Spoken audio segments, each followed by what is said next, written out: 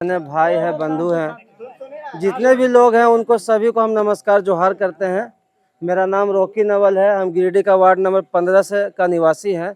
मेरा एक छोटा सा परिचय है कि हम कहीं भी गांव ग्रामीण में कभी भी कोई सांप वगैरह निकलता है तो मेरा एक सोशल वो है कि हम उस सांप को पकड़ते हैं और निःशुल्क सांप पकड़ते हैं। और हमको लगता है बरसात और गर्मी के दिन हम ज़बरदस्ती भी बचाते हैं तो कम से कम 50 आदमी की जान बचा देते हैं। ये एक मेरा छोटा सा परिचय ये हुआ। और दूसरा परिचय मेरा ये हुआ सार्वजनिक जीवन में कि जब कोरोना का काल आया था तब जब बहुत सारा लोगों का डेथ हो जाता था तो उस बॉडी को कोई छूने वाला नहीं रहता था। तो पर्सनली हम अपना गाड़ी में उस बॉडी को डालकर शमशान घाट में जाके हम लोग 2 व्यक्ति उसको जलाते थे। तो आप लोग इतना तो भरोसा कर सकते हैं कि जब मेरे जैसा व्यक्ति, हमारे पास देने के लिए समाज में कुछ नहीं था तो हम अपना शरीर भी उस समय दान में दे दिए थे। सौभाग्य से उस समय हम लोग को 3 बार कोरोना हुआ था, लेकिन सौभाग्य से उस कोरोना काल में भी हम किसी को बिना बताए लाश को जला रहे थे। क्योंकि अगर उस चीज़ को हम छोड़ देते तो बहुत अराजकता की स्थिति उत्पन्न हो जाता। लेकिन उसके बाद भी हम लोग कहीं ना कहीं जेएमएम को सपोर्ट किए, आंसू को सपोर्ट किए। लेकिन एक समय ऐसा आया कि सभी व्यक्ति आज निराशावादी जीवन जी रहे हैं। किसी को भी किसी नेता पे भरोसा नहीं। कोई भी बोल दे कि हम नेता ईमानदार है तो कोई व्यक्ति मानने को वो नहीं होता। क्योंकि नेता लोग ऐसा कंडीशन पैदा कर दिया, इतना शोषण करता है कि कोई भी व्यक्ति कभी भी नेता को ईमानदार नहीं बोलता। लेकिन इस बार जो व्यक्ति आया है जिसका नाम जयराम महतो है, वो समाज का सबसे न्यूनतम पायदान पर बैठा हुआ व्यक्ति है।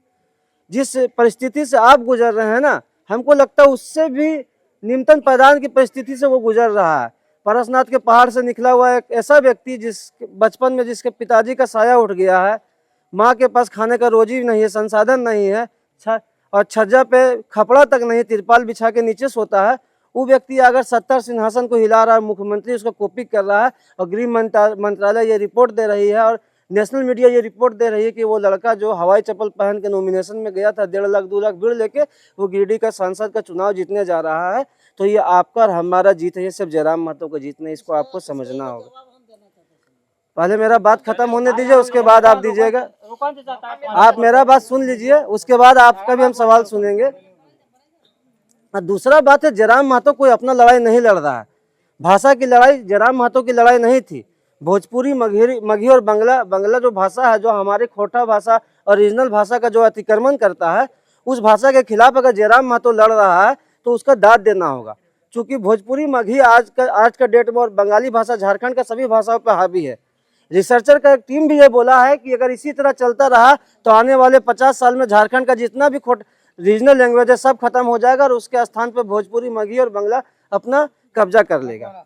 अगर उसका लड़ाई जयराम महतो लड़ रहा है, जल जंगल जमीन का लड़ाई लड़ रहा है जयराम महतो, तो कहीं से भी वो गलत नहीं है।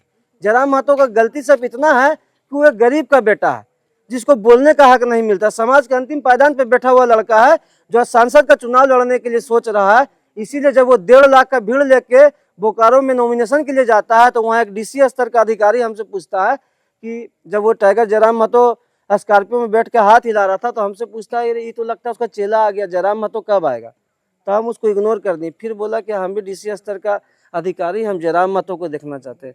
बोले जो आदमी वहाँ चढ़ के हवाई चप्पल पर हाथ हिला रहा है ना, वही जयराम महतो है। बोला बाप रे बाप, यही लड़का जयराम महतो है? बोले हाँ, यही जयराम महतो। आज का डेट में पूरा झारखंड में आज गिरिडीह का फेस नहीं है जयराम महतो। झारखंड का किसी भी कोना में चले जाइएगा तो जयराम महतो एक फेस है।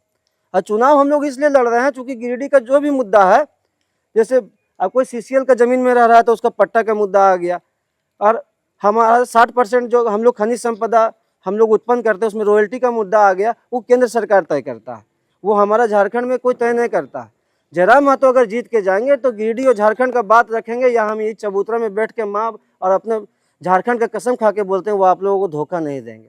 अगर धोखा देना रहता ना तो भाजपा होता, जेएमएम में दोनों उनको 2-2 सीट ऑफर कर रहा था कि आप मेरे तरफ से लड़ लिया, अगला बोल रहा था मेरे तरफ से लड़ लीजिए। लेकिन जयराम महतो एक ऐसा व्यक्ति है जो संघर्ष का रास्ता चुना। भले ही वो चुनाव जीते या हारे, लेकिन जनता का आवाज़ को कभी भी पट्टा बांध के गुलामी पसंद नहीं करेगा वो जयराम महतो। उस पर आप लोग विश्वास कर सकते हैं। हम लोग कुछ करें चाहे नहीं करें, आप अपना गाँव से बूथ का दूरी नाप लीजिए। जितना भी बूथ का दूरी होगा उससे आधा किलोमीटर पहले आपका गांव में एक हम लोग लाइब्रेरी खुलवाने का आश्वासन देंगे, और उस सरकारी फंड से नहीं होगा। जयराम महतो को जो 2 लाख 3 लाख वेतन मिलेगा ना, उससे काट के हम लोग हर गांव में एगो लाइब्रेरी खुलवाने का काम करेंगे। और जैसे जयराम महतो जीतते हैं, सबसे पहला काम हमारा गांव में लाइब्रेरी खुलाने का काम रहेगा। दूसरा काम है कि यहाँ का प्रवासी मजदूर बाहर जाता है कमाने के लिए, जबकि झारखंड में जल जंगल जमीन कोयला खनिज हमारा है, और लेकिन हम लोगों को बाहर जाना पड़ता है। यहाँ का फैक्ट्री में भी यहाँ के लोगों को नहीं रखता है। तो जयराम जी का सीधा कहना है कि भैया जैसा ही हम चुनाव जीतेंगे, जब वो टाटा और सेल को झुका दिए तो गिरिडीह का फैक्ट्री अगर अन्याय करेगा तो इसको भी झुकाने का ताकत जयराम महतो रखता है। अगर हम लोग यहाँ जीत के आएंगे तो सबसे पहले तो चंदा बंद कर देंगे फैक्ट्री वाला का। चंदा बंद करने के बाद प्रशासन को भी सटीक निर्देश देंगे कि किसी भी तरह का गड़बड़ी अब नहीं चलेगा, चूँकि जयराम महतो जीता हुआ सांसद ने कार्यकर्ता है।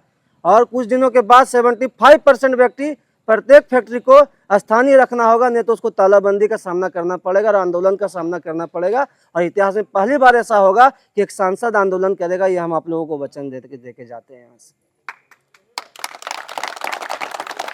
जयराम महतो भले ही बहुत संघर्ष कर रहे हैं, लेकिन आज उनको खरीदने वाला बहुत सारा व्यक्ति है, लेकिन जयराम महतो बिकने वाला व्यक्ति नहीं है। इसीलिए अभी भी चुनाव के समय में वो नज़रबंद है, उसको बाहर आने नहीं दे रहा है। इतना मानसिक प्रताड़ना का उनको सामना करना पड़ रहा है, लेकिन फिर भी वो व्यक्ति खड़ा तो सिर्फ झारखंड के लिए खड़ा, वो अपने लिए खड़ा नहीं। इसलिए हम लोगों को सोचना होगा, ऐसा व्यक्ति बार बार पैदा नहीं होता है। जैसे विनोद बिहारी महतो पैदा हुए, निर्मल महतो पैदा हुए, उसी तरह जैसे रीतलाल वर्मा जी हम लोगों के बीच में थे, उसी तरह जयराम महतो अगर आज हम लोग के बीच में, अगर हम लोग नहीं पहचानते हैं कि इस क्रांतिकारी व्यक्ति को, झारखंड का बेटा को अगर हम लोग नहीं पहचानते हैं, तो ये झारखंड की जनता का, गिरिडीह की जनता का दुर्भाग्य होगा। और आप लोग आश्वासन आप लोग को देते हैं, जयराम महतो जीतेंगे तो स्थानीयता के लिए काम करेंगे, जल जंगल जमीन के लिए काम करेंगे, भाषा के लिए काम करेंगे, संस्कृति के लिए काम करेंगे और युवाओं के लिए काम करेंगे। वो दलालीगिरी नहीं करेंगे। और 5 लाख 10 लाख में बिकना रहता ना, तो जयराम महतो जैसा व्यक्ति पैदा नहीं होता। आप लोग 5 लाख 10 लाख की बात करते हैं, जयराम महतो के लिए उसको 5 करोड़ 50 करोड़ भी दे दिया जाएगा तो वो व्यक्ति ऐसा है जो बिकने वाला व्यक्ति नहीं है। हम नहीं बोल रहे हैं, ये गृह मंत्रालय का रिपोर्ट बोलता है कि लड़का बहुत खरखर है, बहुत उदंड है, ये झारखंड का तस्वीर को चेंज कर देगा, इसको किसी भी तरह करके रोको। तभी ना चुनाव के दिन उसको 1000 प्रशासन घेरने और गिरफ्तार करने के लिए आया। इसीलिए ये चुनाव कोई मामूली चुनाव नहीं है, गुलामी की जंजीरों से तोड़ने वाला चुनाव है। जो कि जब से झारखंड अलग हुआ, जितने भी पार्टियां आई, सब सत्ता का दलाल बन के बैठ गया, लेकिन जनता का आवाज़ कोई नहीं बना। पहली बार अगर कोई व्यक्ति अगर जनता का आवाज़ बना, वो भी इतना गरीब व्यक्ति जो समाज का अंतिम व्यक्ति बैठा हुआ है, तो आप लोग से भी अनुरोध रहेगा कि उस अंतिम व्यक्ति को ताकत देने का आप लोग काम करें, आलोचना करने का काम नहीं करें। क्योंकि वो आलोचना वो सहने के लिए तैयार है, लेकिन आज जो समय आया है वो क्रांति का समय आया है। यह वोट आपको इस गिरिडीह का तस्वीर बदल देगा। इसलिए आप लोगों से अनुरोध है कि एक बार टाइगर जयराम महतो को वोट दीजिए। टाइगर जयराम महतो जीतेंगे, या टाइगर जयराम महतो को गिरिडीह का कभी भी आगमन का प्रोग्राम बनेगा तो हम लोग आप लोगों के बीच में लेके आएंगे। जितना हम आप लोगों को शायद बढ़िया से नहीं समझा पा रहे हैं, मेरा मानसिक क्षमता उतना बढ़िया नहीं है, लेकिन जयराम महतो आप लोगों के बीच में आएंगे, वो आपको समझाएंगे तो आपको समझ में आएगा कि ऐसा व्यक्ति बार बार पैदा नहीं होता। बस इतना ही कहेंगे। जय हिंद, जय झारखंड, जोहार झारखंड।